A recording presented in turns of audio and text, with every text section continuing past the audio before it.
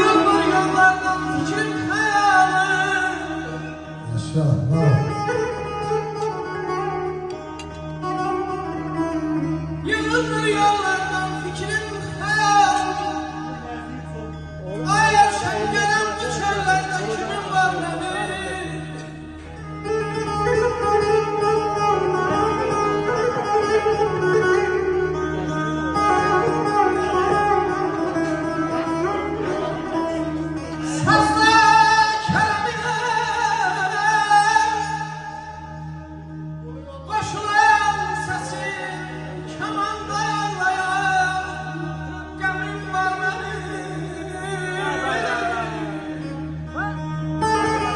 Alizade Mamasoğlu bir alkışlayadılar.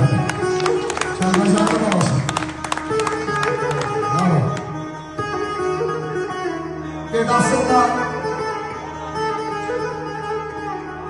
Bedasıyla komşu olur, Qarabağ da tikmək olmaz.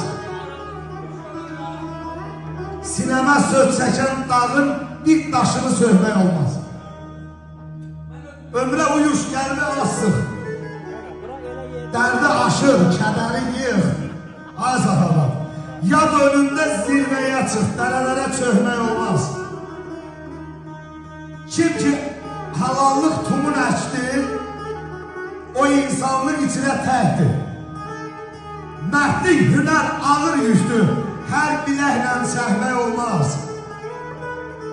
Eloğlunun bu halında, qəriblik var əhvalında. Etibarlı dost yolunda o yan bu yan səhmək olmaz.